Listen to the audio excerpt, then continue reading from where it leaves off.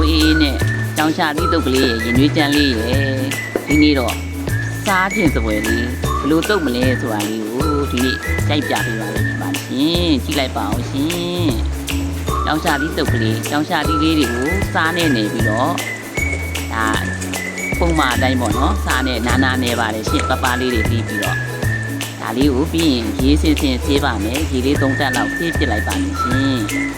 အခါတက်တာအောင်ဒါကတော့မြေပဲဆန်ကြော်တာပါအတုပ်ခဲထည့်မှာပါရှင်